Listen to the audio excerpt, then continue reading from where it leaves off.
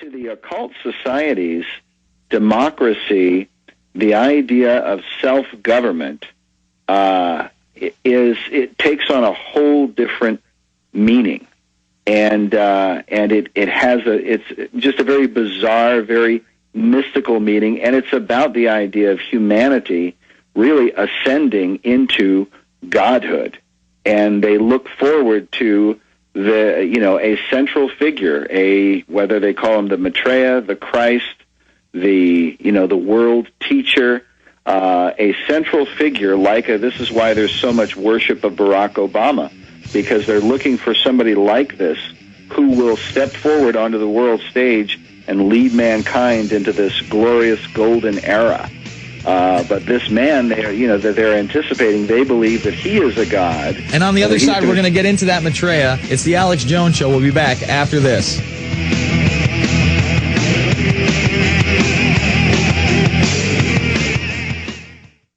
You're listening to GCN, the world leader in independent talk radio. All right.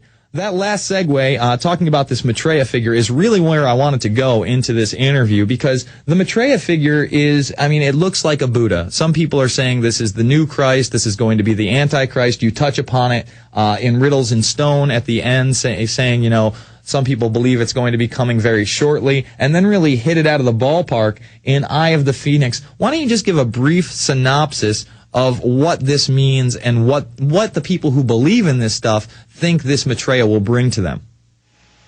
Well, a lot of it begins, it goes back, they would tell you that it goes back thousands of years. It really comes into Western culture through Madame H.P. Blavatsky, who was the founder of the Theosophical Society.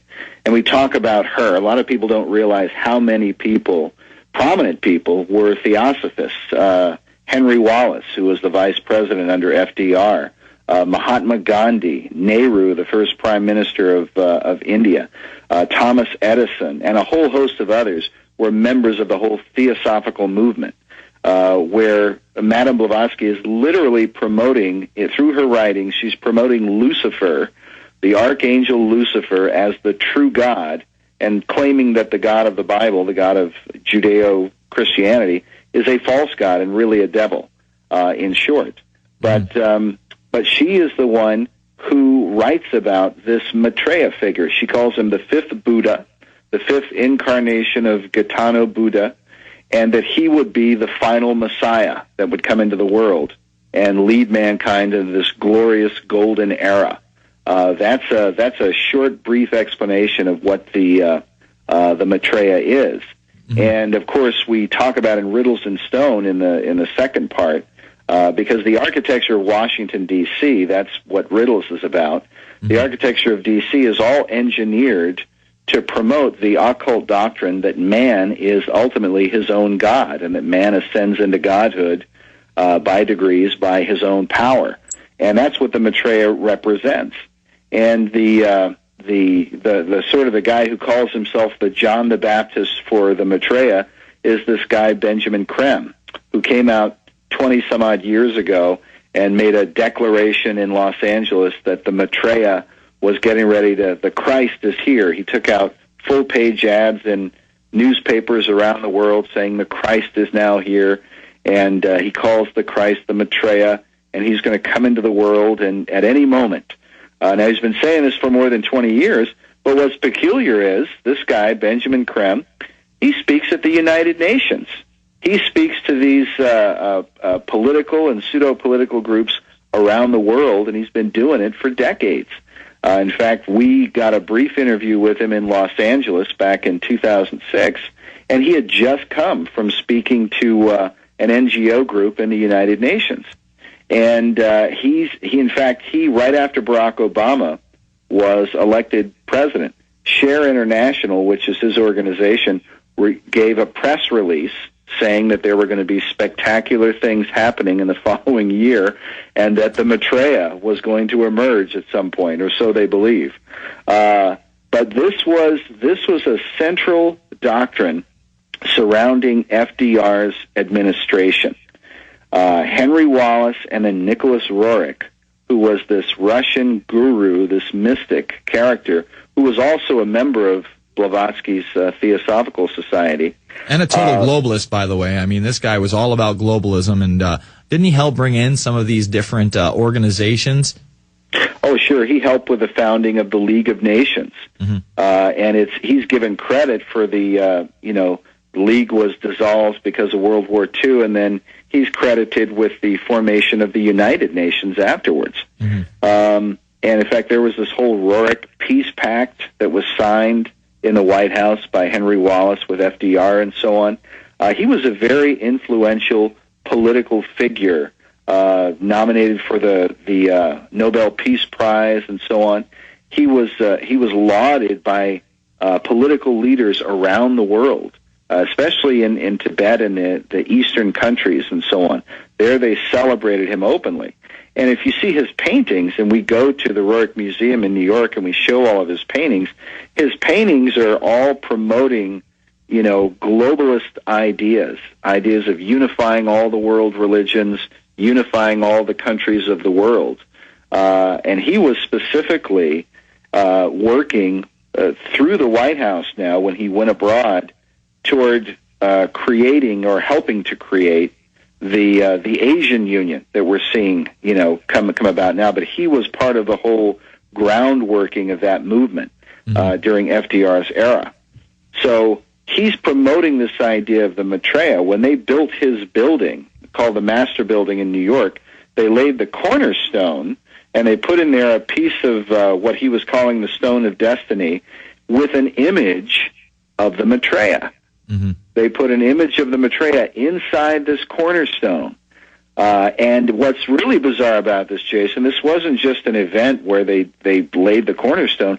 They had dignitaries come from around the world, from Argentina, from Spain, from Romania, from all over the world. Albert Einstein sends a tribute. Henry Wallace is there. I mean, it's this major event in 1929, right before the stock market crash. But it was a very different environment in America, and it was a very mystical environment surrounding this guy Rurik. And they're all coming to see this Maitreya. So when you sent me these images of the Maitreya in the Bohemian Grove, I thought, oh my gosh, this really ties it all together. Mm-hmm. But this is the central theme for these secret occult groups that are manipulating our world political system. But they're doing it because they ultimately believe that all of their efforts are going to mystically, magically compel this person, whoever he will be, to come into the world. Now, if you're a Christian, as I am, then you believe this figure is the Antichrist prophesied in the Bible. Mm-hmm. The false Messiah that's going to become the one world ruler. But there are these groups, and they have links that go to the most powerful offices in the world who are really trying to bring this to pass. And they're involved, as you described earlier, in these occult rituals, these satanic, mock human sacrifices. And some people even are reporting that they have real human sacrifices there in the Bohemian Grove. Although I haven't seen, full confirmation of that. Sure, but just the fact that we're just now discussing that there's a Maitreya figure there, when obviously these photographs have been out there, and, mainstream media totally ignores the subject, and really the alternative media only knows what limited information is out there. It seems like this is a different section of the Grove. It seems like a different ritual goes on here, and it seems like, again, the elite are looking at this figure as, like you said, this coming Christ figure. What I don't understand is, where does it fit into Buddhism? Where does this Maitreya fit into Buddhism? Why are they the same? Why are they represented by the same figure?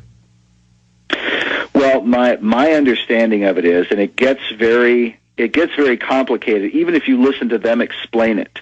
And then when you ask them questions, the ones who believe all of this, they themselves get confused. But it's the Maitreya is supposed to be the fifth incarnation of the original Buddha. Mm-hmm. That he has supposedly 5 incarnations. Gaetano Buddha was his name, and he claimed that he would have a 5th incarnation, and that would be his final incarnation.